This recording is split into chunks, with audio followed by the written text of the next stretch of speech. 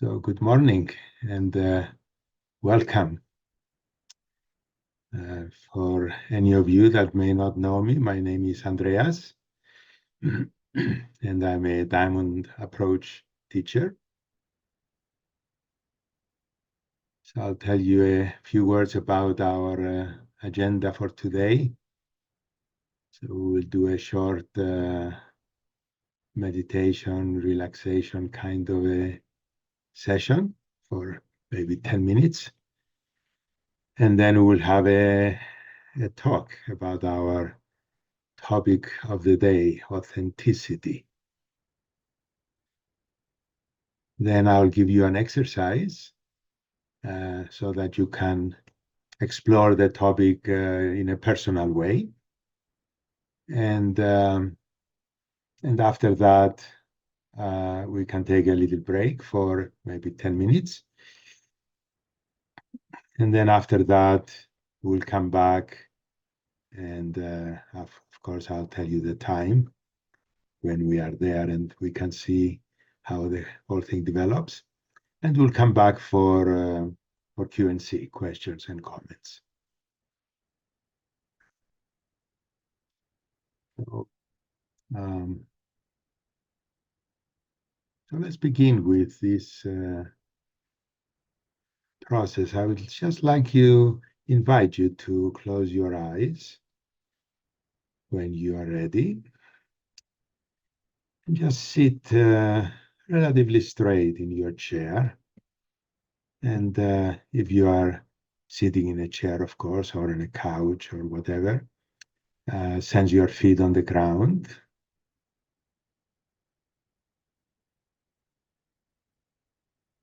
Just let yourself feel the connection of your feet to the floor and through the floor to the earth.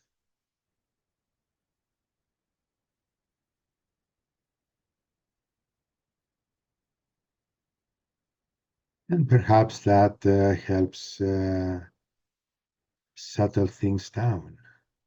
Maybe your body begins to relax. Maybe your shoulders begin to drop. And maybe take a deep breath. And on the exhalation, just let everything relax, everything drop, everything go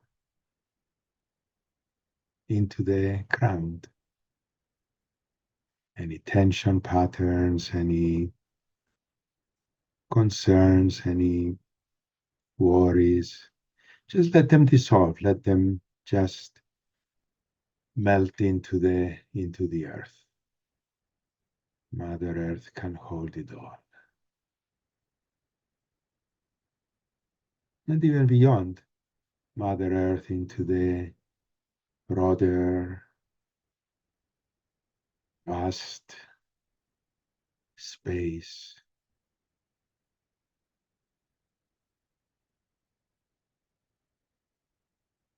And the vast infinite awareness that saturates and fills everything.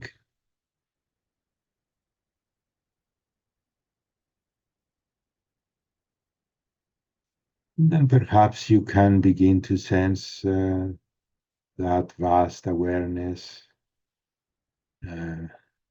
coming into your feet and filling your feet with a kind of a presence, a kind of a substantiality that is not physical, but it still feels a certain kind of density. It has a certain kind of a presence, substantiality. Maybe it's warm, maybe not. And maybe there are places where you cannot feel it. Notice if you can feel it in all of your toes.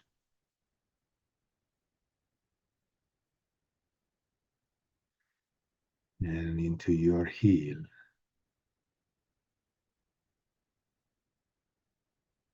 And then let it flow into your lower legs, both of them.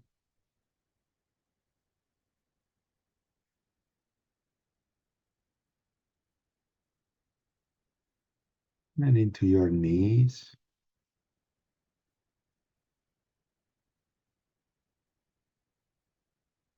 And this presence that we are referring to can be felt as a liquid, like a liquid awareness, a liquid presence that is aware. And that can help, that is what makes it possible for you to be aware of your thighs. And perhaps a particular spot that there is no awareness. But it takes awareness to be aware of that.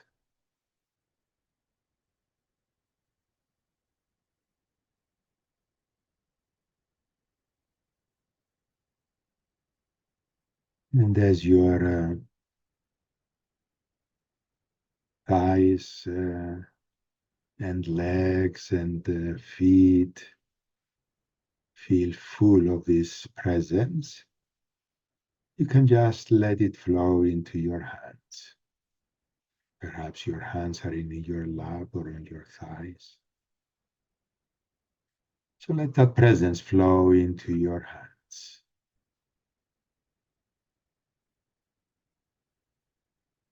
Again, just becoming aware of the sensations in your fingers, in your palms, the outside of your hands.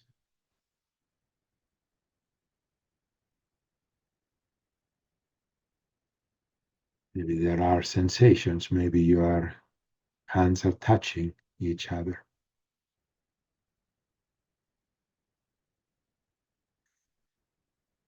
Let that fluid, liquid awareness flow into your wrists and forearms.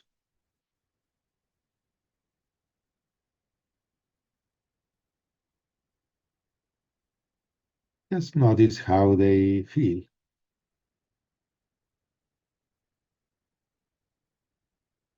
Just notice if there is a sense of fullness or a sense of emptiness there.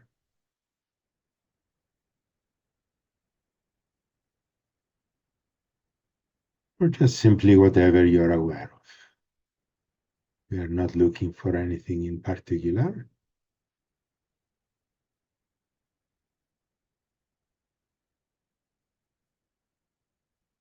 Just flowing now into your upper arms and into your shoulders.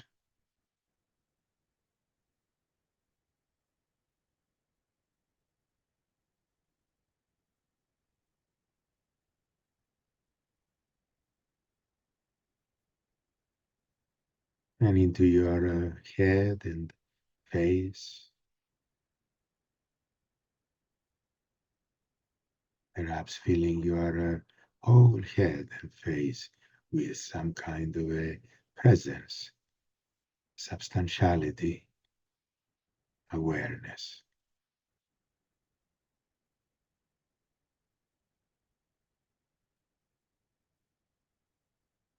Maybe notice your tongue relaxing in your mouth. And then your throat and your neck filling with presence and relaxing.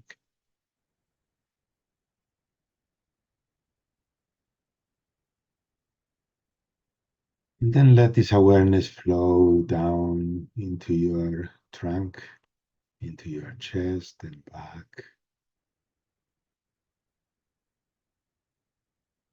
and stomach,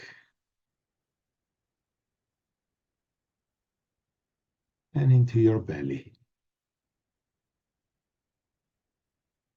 into your lower back, and into your pelvis.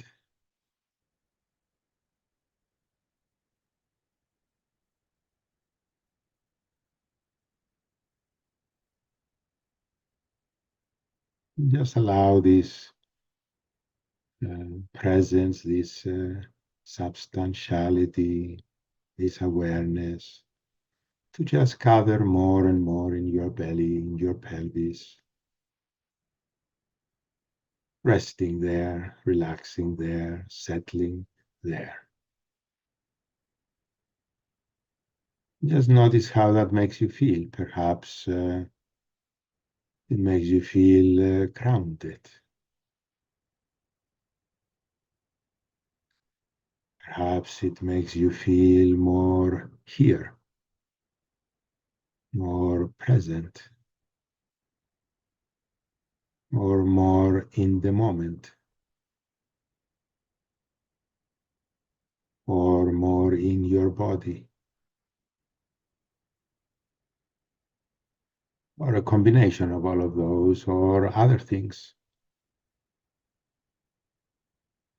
other kinds of experiences, which is also okay.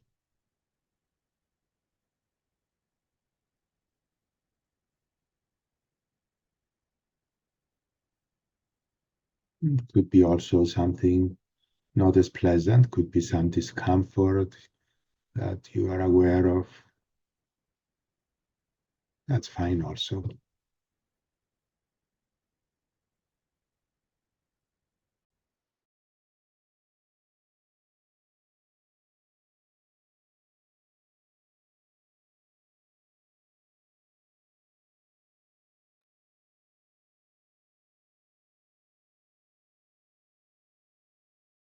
Let your breath kind of feel your belly on the inhalation, kind of your breath joining that presence in your belly, perhaps, and mixing with that presence. Breath, presence, presence with breath, however you experience it.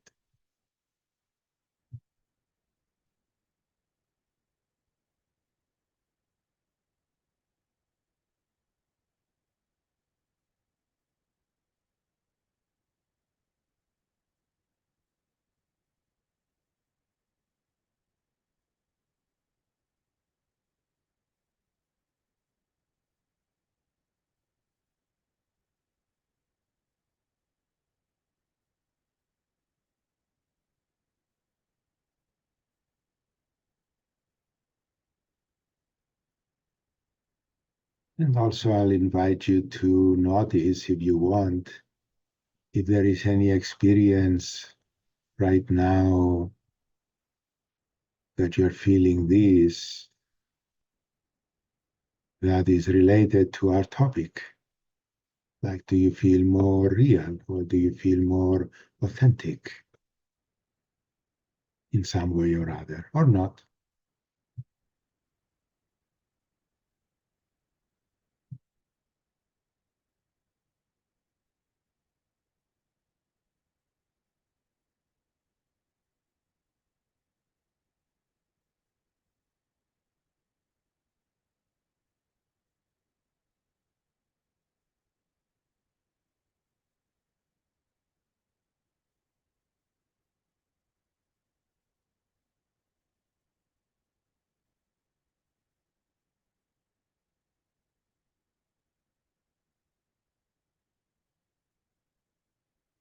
And again, if your attention wanders away, bring it back to the sensations in your belly.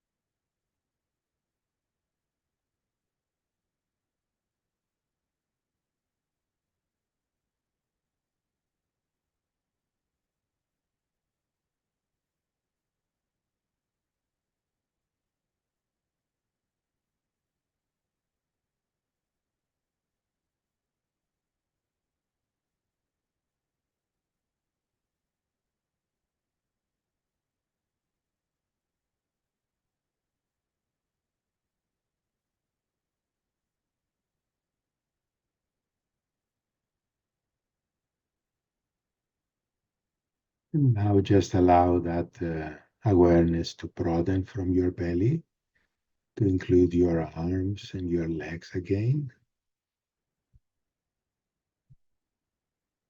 and the rest of your body.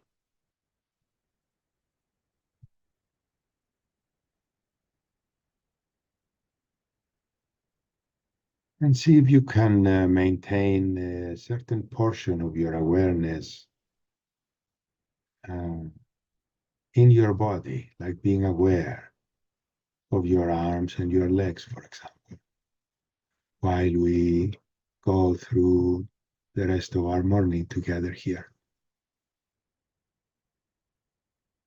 And just notice how that may affect you, being present in that way. And when you're ready, take a deep breath if you want, and you can open your eyes.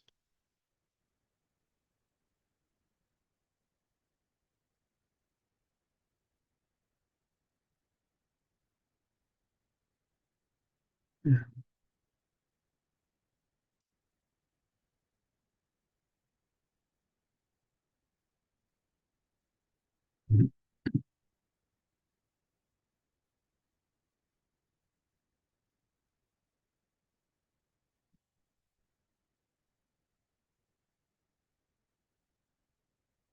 So, so if you would turn your video on, those of you who don't have your video on, it would be nice to see your faces, see real people. Great.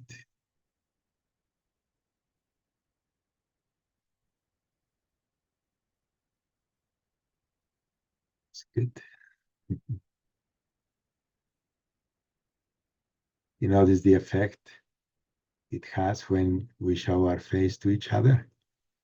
My natural tendency was, as soon as I saw new faces, was to smile. Like, ah. So in some way, we connect with each other in that way by seeing our faces.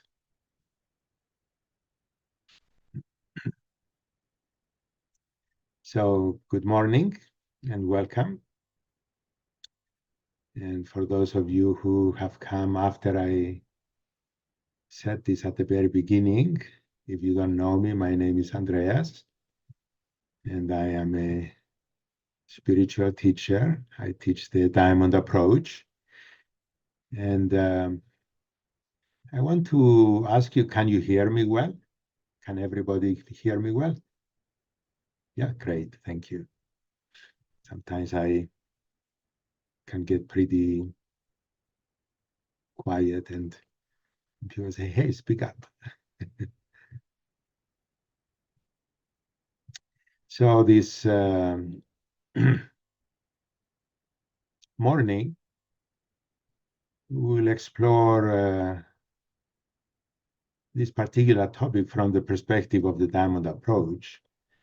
So a couple of words about the Diamond Approach is Diamond Approach is a contemporary spiritual path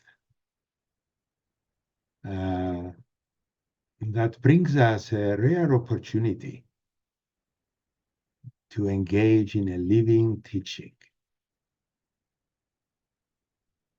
Uh, what do I mean by that? A living teaching means that it is still continues to develop and unfold even as you and I sit here together in our particular exploration. So it is not a completed kind of a teaching or a path uh, and that's it. But it continues to develop and unfold new realizations, new insights, new discoveries, which is a rare phenomenon. Yeah. Mostly we are familiar with the uh, wisdom traditions from the past, like the Hindu and the Buddhist and the Christian and the Jewish and the Sufi traditions, and perhaps Taoism, and somebody was telling me the other day she's a Zoroastrian. I never met a Zoroastrian before. Thought, ooh, nice. Yeah, they are into the eternal flame, which is very interesting. She was telling me about it. So anyway, the diamond approach is not based on any of those teachings, and is not complete like those teachings that they have their complete set of realizations uh, formulated, but the diamond approach is continuing to unfold. So, so anyway, this morning, we'd like to explore with you this subject of finding authenticity in a pretend world.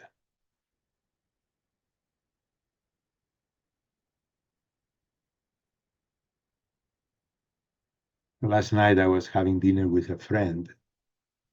We went to a Greek restaurant here in Denver. And at some point, our discussion turned to AI, and that's how our conversation unfolded. We were both very acutely aware uh, of a fundamental difference between our conversation, my friends and I, and my conversation, that was filled with a sense of here-ness and presence and contact. Like we were in contact with each other. We could feel it. It's like, we would look into each other's eyes, and there was a presence. And I was recalling a conversation I had with one of the AIs, I think it was Pi AI, that is hailed as the AI that has emotional intelligence. I became very curious. It's like, really? Has emotional intelligence? And I had a very interesting 45-minute conversation with this AI that was very intriguing.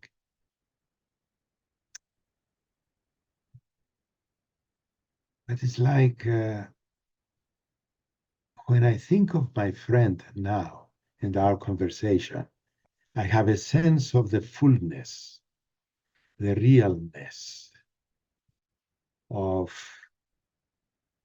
us and our being together there and our conversation. And when I think of my conversation with the AI, it's up here.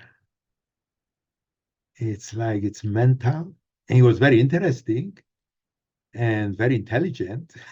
you know, I don't think I've had such an intelligent conversation about the diamond. We are talking about the diamond approach. AI was asking me questions. Yeah, I don't think I had such an intelligent conversation about the diamond approach with anyone before. But it was very limited. It was very surface. It was very intellectual, mental. It didn't have depth. And even now, as I think about it, it's like, oh, it didn't have, it was missing something very important. It was missing something. And I think you are all probably getting the sense of it as I'm talking about it.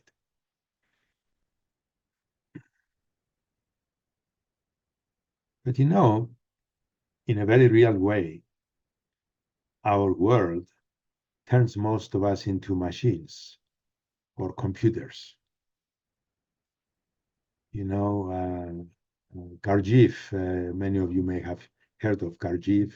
He was a great teacher of, I don't remember how many years ago, 100 years ago or something. And he explicitly said, Human beings are machines.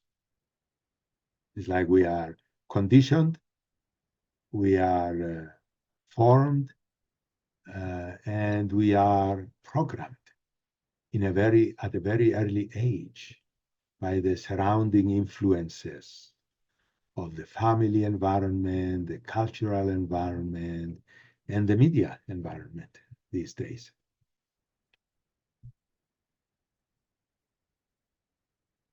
So it's like we create images, huh? We create images of ourselves, images of our experience, images of the world. But what is this world that we live in? The other day I was listening to this sociologist. I've been trying to remember his name, but I couldn't, so I'm sorry I cannot tell you. But he wrote a book about his understanding that we all live in a media environment. And I don't remember exactly what he called it, but it's like uh,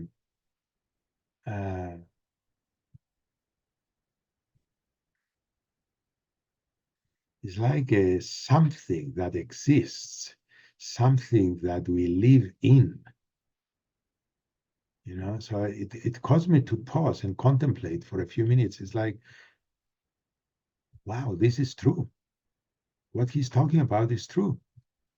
It's like our continual exposure to media, whether it's Facebook or Meta, as it's called now, or whatever, or TikTok, or the TV, or so many other, or our phones. Uh, it's like all of that together creates a certain mental, emotional, and psychological field in which most of us live our daily lives. It's like on a continual basis. It's like, we live in an atmosphere, you know, there is an atmosphere around our planet and we live in it. We are surrounded by it. Or the magnetic field of the earth. We live in it and we are permeated by this. The magnetic field goes right through our bodies. And of course, our atmosphere, we breathe it in and out all the time. And the oxygen goes into our body. So, in the same way, it's like we live in this media environment that we hear.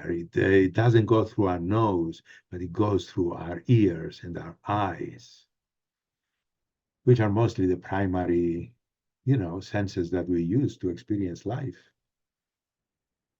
Eyes and ears. We hear and we see.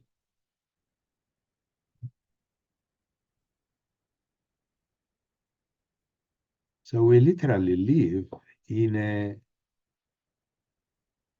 a media field, in a field that is made of all that is being transmitted. You know, like many people get up in the morning and they turn the news on right away. They turn the TV on, and many people don't turn the TV off until they go to bed. I know some people that actually keep it on. I have a friend that his wife and he have separate bedrooms because she cannot sleep unless the TV keeps going. So she has the TV going on 24 hours a day. She sleeps and that's fine, but she's saturated. It's like, oh my God. So it's like she's sleeping. And there are many people who do that. When we are sleeping, we are actually being affected by all these messages, all these sounds, all these influences.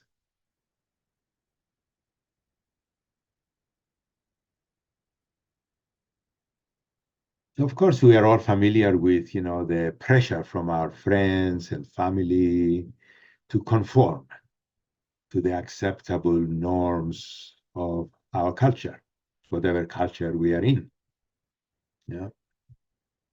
So it's not only that our schools and the educational systems in general condition us in particular ways, not just one way, but in different ways, according to where we live and what culture or ideology predominates in our country or in our family.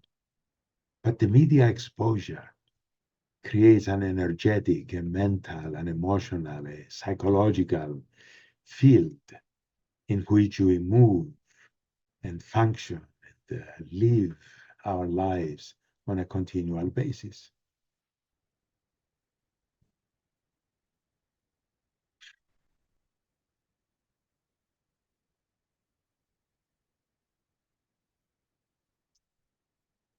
I don't have a TV. I had one, but I hadn't used it for many, many, many years, like 10 years. And so I gave it away. Like, what am I doing with this thing? Why is it sitting there?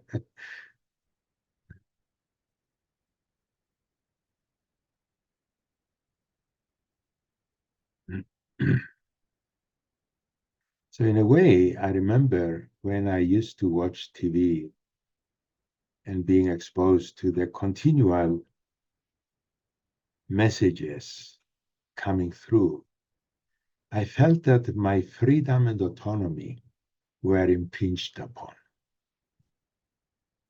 Hmm?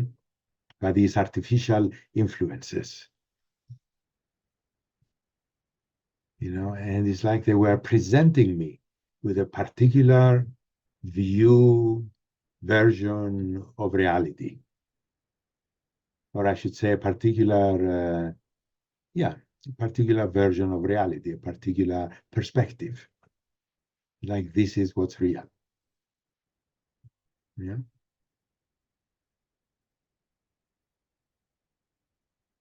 But now I can see very clearly that view of reality, that perspective is very different from the reality that I know now and have known for years now. A reality that is more substantial, a reality that is more real.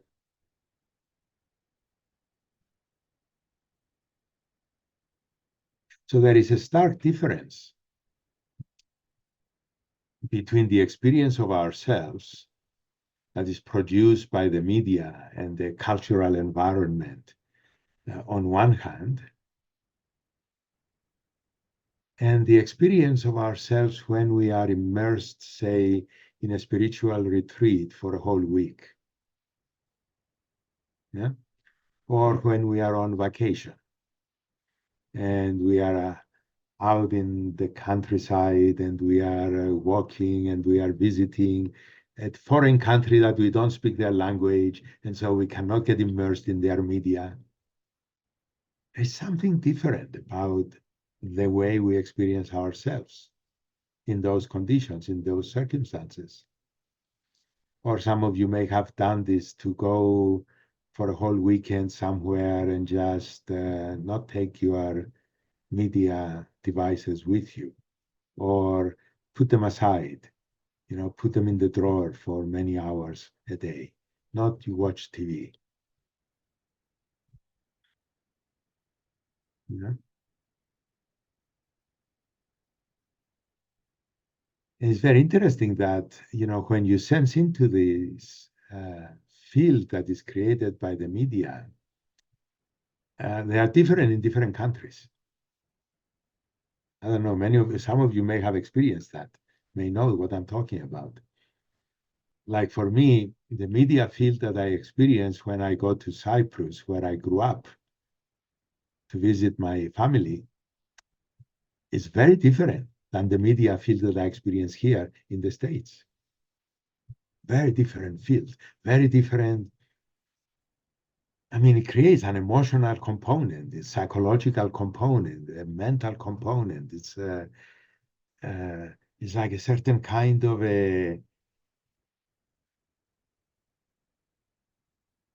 you know, the way I experience myself and the way I experience myself in relation to the world around me and the people.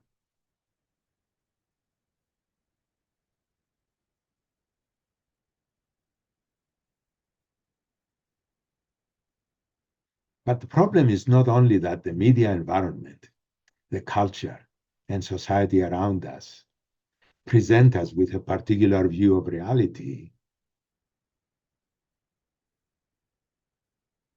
It's that in its totality, the world is a pretend world. The view of the world that this culture and media and society presents us is a pretend world. And I think you know what I'm talking about. It's based on cultural beliefs and conventions, or religious beliefs, or political beliefs, and even scientific beliefs. Because those are beliefs also, they may be more based on science and evidence and so on, but still there are certain beliefs that we have, and all together, all of those together create a certain version of reality, a certain view of reality that becomes a filter through which we experience reality and life in general.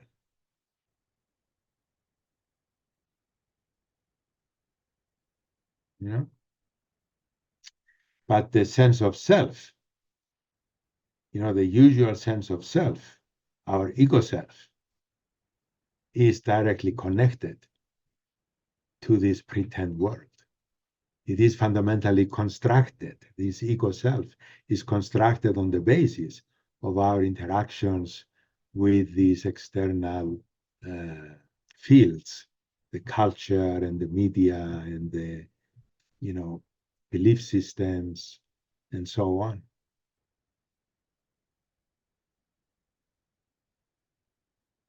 Okay. Yeah, somebody says she has to leave. That's fine. Yeah, thanks for letting us know.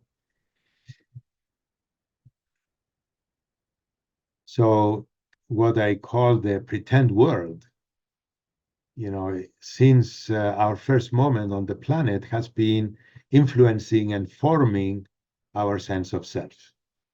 And if you study psychology, of course, there is a vast amount of knowledge and understanding of the intricate details of the process that all of us human beings go through that develops our sense of self. So our sense of self is constructed through our interactions with this world that surrounds us, but it's a world that is constructed, culturally, societally, and media and family kind of beliefs and conventions and habits.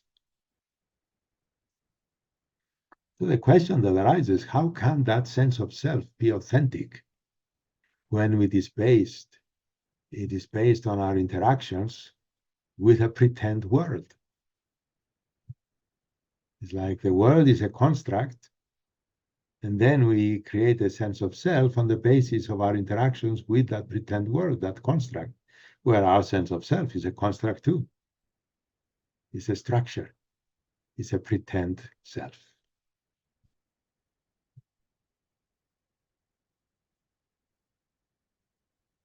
You know, and you see this. It's like, the culture, the media is a continual bombardment on our consciousness, the advertisements that promise us peace of mind with the purchase of a particular product. You need life insurance, then you will have peace of mind. Or, you know why you don't have confidence? Because you are not using the right deodorant.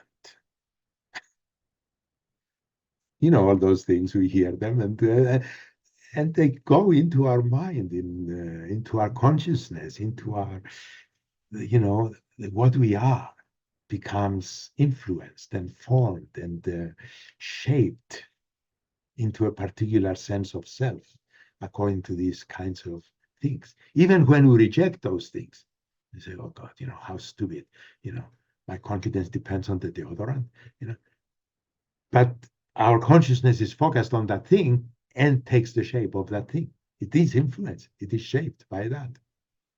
So it's like whether we accept those messages or reject them, it's like we form a certain kind of pretend self that is based on the interaction with this pretend world.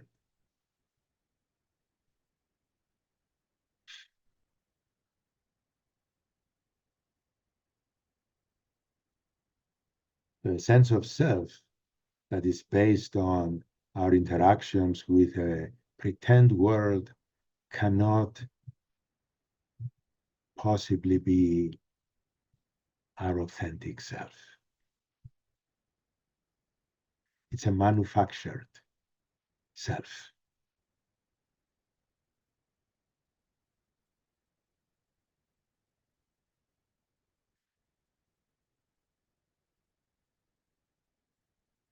So when we explore this self, in the Diamond approach, we explore this self because it is what we identify with, and that identification with this pretend self prevents us from experiencing what we really are at a deeper level, at a deeper dimension, at a more here dimension.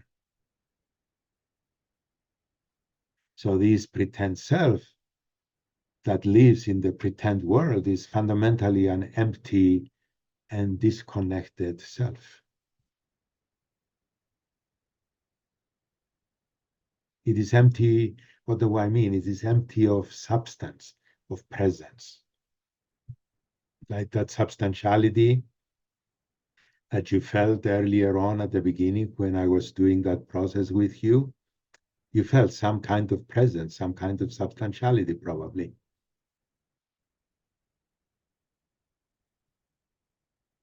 And okay, thank you for telling us.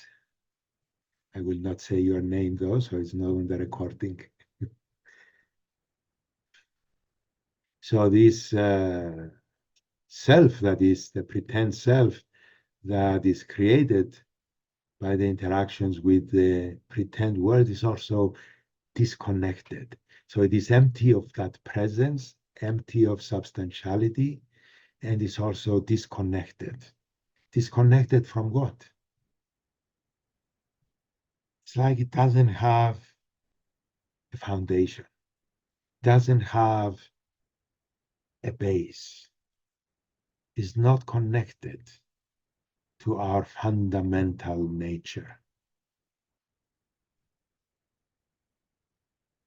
It's like the fundamental nature of what we really are, which has been conditioned to have a sense of pretend self on the surface. But what is that fundamental thing, presence, real self that we are? Well, this pretend self is disconnected from that fundamental nature. And so the result of this inauthenticity can go as far as the manifestation of mental and psychological illness, because it creates a sense of alienation, creates a sense of depression, anxiety sometimes, and even more serious psychopathology, because we feel that emptiness. And that emptiness feels like a meaninglessness sometimes.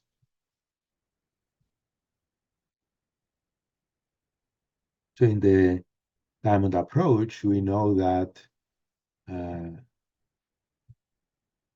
authenticity means to be the depth of what we are and to express that depth in as true a way as we can.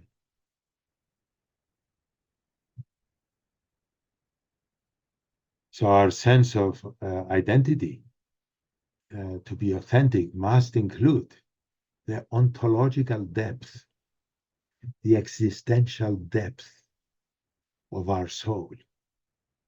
our essential presence, what we really are, which is what a genuine spiritual path brings into the picture.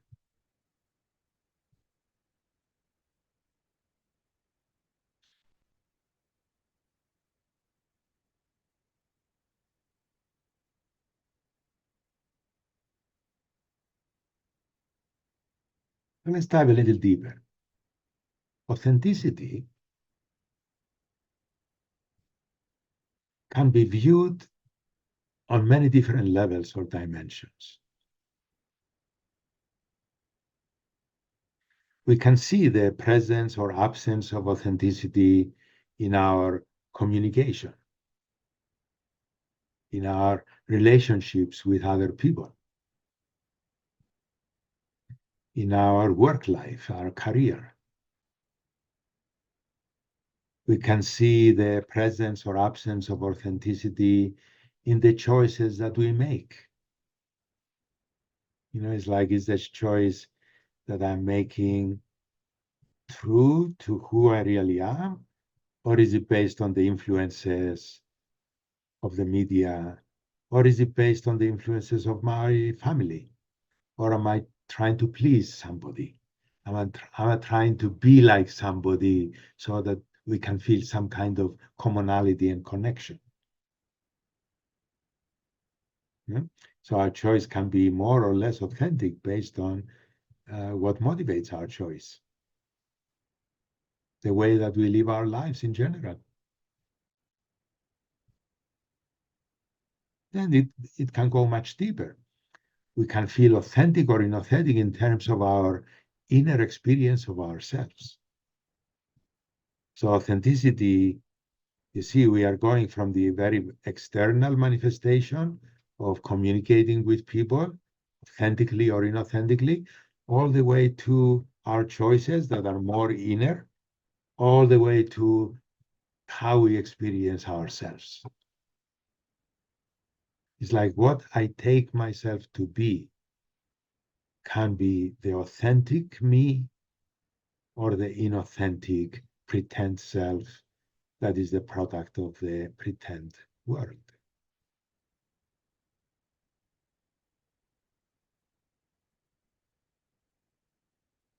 The pretend self cannot be authentic.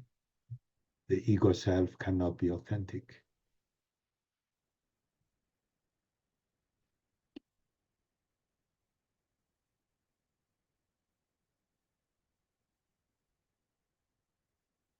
Many people think that common barriers to authenticity are mostly psychological, such as fear of being judged, or the past conditioning, or self-doubt, or needing to be loved and accepted. So we just conform with our environment, our family, our culture, our friends, and so on.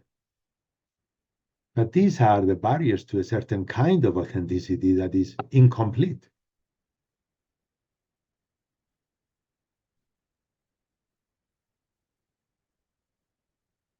So I believe that in order to understand the subject of authenticity more deeply, we need to look at authenticity on a continuum. Mhm. So on the one end of the continuum, we may find a computer that is simply a program, or the AI that I was chatting with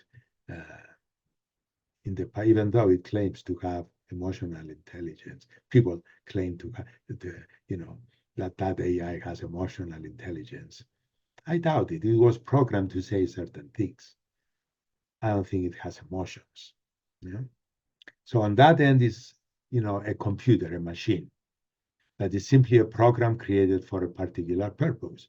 And on the other end of the continuum, we can find a genuine human being that is completely free of their conditioning and the pretend self, a human being that lives life according to the values uh, of that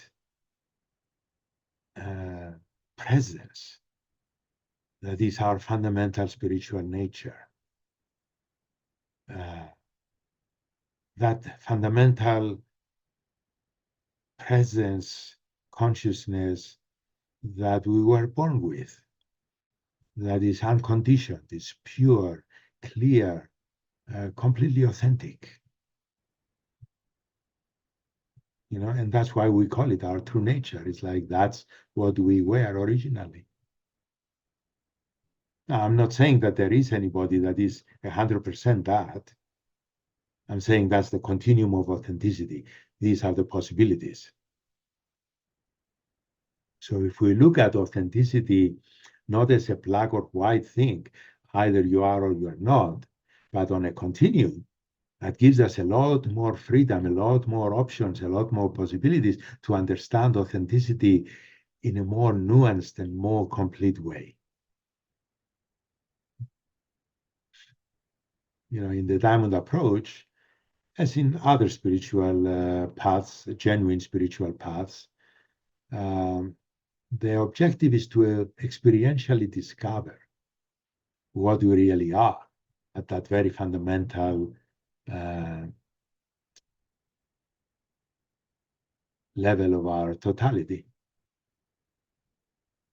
But not only to discover it experientially, but also to integrate that in such a way that we live our lives in that real, true, authentic way with this authentic self. So authenticity means, from the Diamond approach perspective, that the inner flow of experience, what we experience internally, being the spiritual nature, and the external action are a matter of fact reality of the self being itself, of us being our true self, just as the heart beats because it is its intrinsic nature to do so. So it's like our expressions, our external actions, communications, uh, manifestations of all kinds become the natural outcome, outflow of that authentic self. Then we live an authentic life more and more. And again, it's a continuum.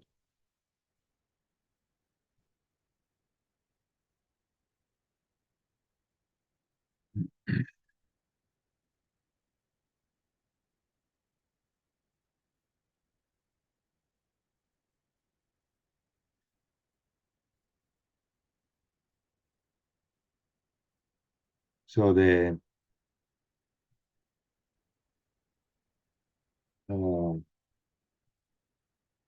one of the core principles of the Diamond approach has to do with this fundamental truth that there is a spiritual dimension, a fundamental spiritual nature that can be experienced and integrated into daily life.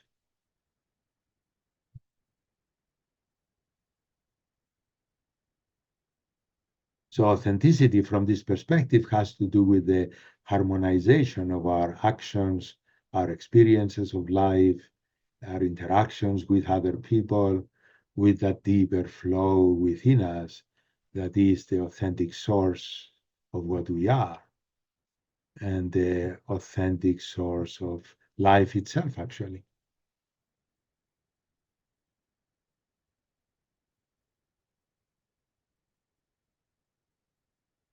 So we are talking here about a deeper spiritual dimension or essential dimension of reality.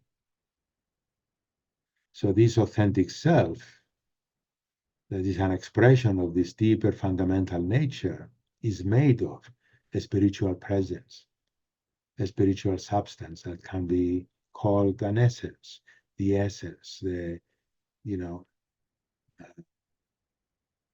human essence, whatever you want to call it. It doesn't matter. The terms are not the important thing. The experience is. So the conscious realization, the conscious experience, and what I mean by realization is that it's like not only do I experience that essence, but I know that that is what I am. That's what realization means. So the realization of these assets brings forth our true ultimate self-knowledge, authenticity, which brings forth our fulfillment, our completeness. And if you want to put it in spiritual terms, our enlightenment, our liberation.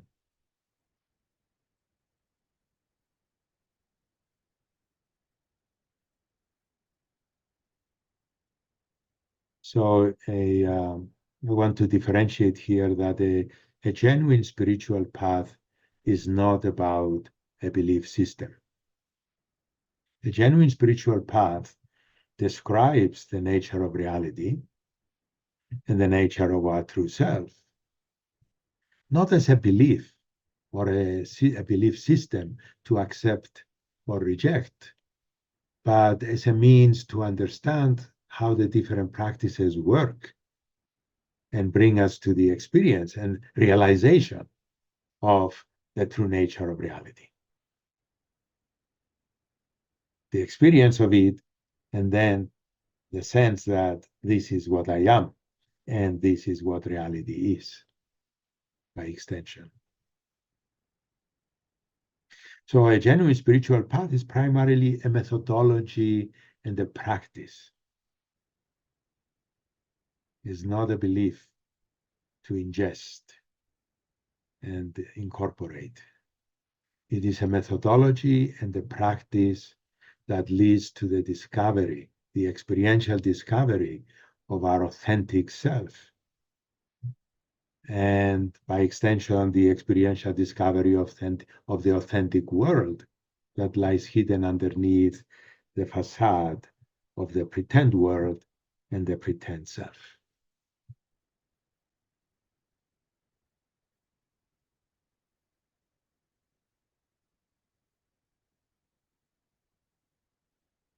So I'll tell you in the Diamond approach, our main practice is inquiry. Many of you are familiar with that.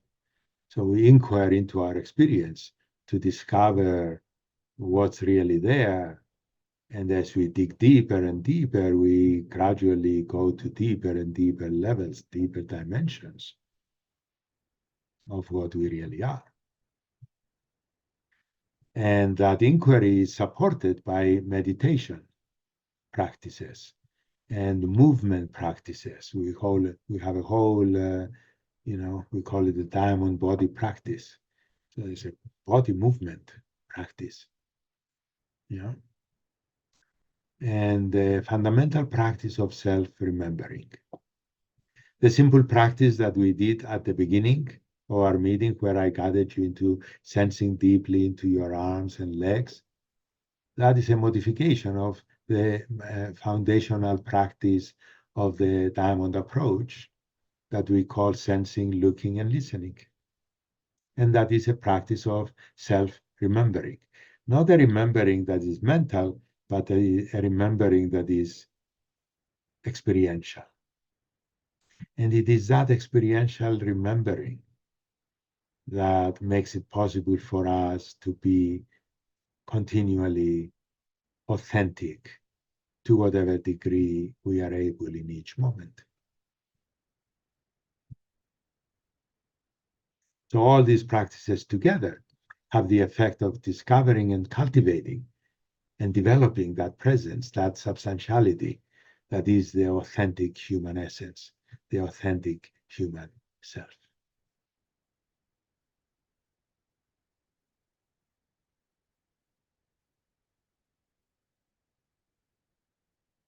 It is not possible to be authentic in our interactions with people, in our work, or in the way that we experience ourselves internally, if what we take ourselves to be is not that authentic and fundamental essence that is our true nature. I mean, it is just a matter of fact.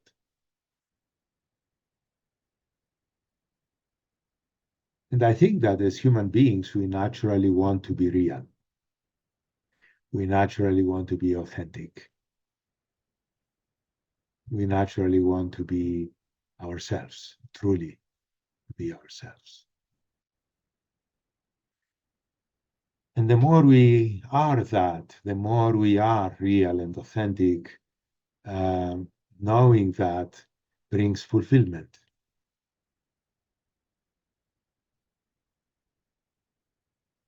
And a certain kind of a security in that realization, in that knowledge.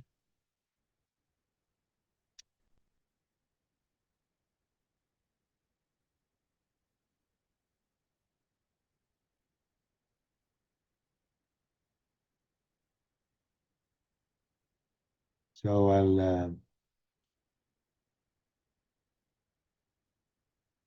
would like to give you an exercise to do now, because that's what we do in the Diamond Approach. We don't just talk, but we make it personal. We go into our, we will go into dyads or triads. Today is going to be 3 people together, triads. And we will explore, make it personal, make it do a personal exploration into this subject. But before we go into that exercise, I would like to say a couple of things because, some of you may have other commitments and not be able to come back for the Q&C.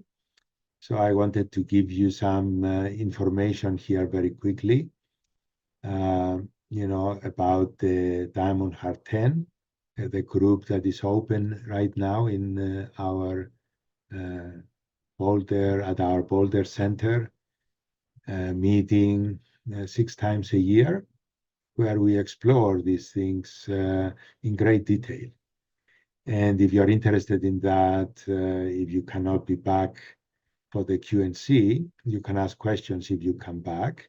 But if you cannot, you can go to our website, diamondheartcolorado.com, and maybe Julia or Peter can put it in our chat so you can have it there. And I think it is already there. Or not. So I'll give you the exercise. So I would we would go into a monologue, into 3 people together. And I would like you to explore your personal sense of authenticity. Do you feel you are authentic in your interactions with others?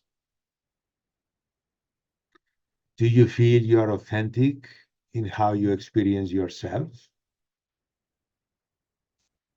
What gets in the way? Let me see here. So I want to read it so I don't. What gets in the way of your authenticity?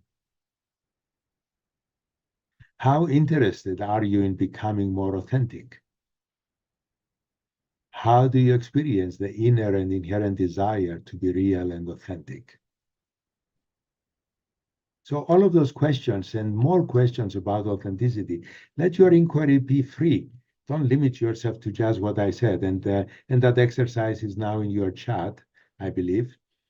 So, so we'll go into triads and let's see how much time should we take. Let's take 15 minutes each. So for 15 minutes, each one of you just explore freely. While one of you is exploring, the other 2 remain silent.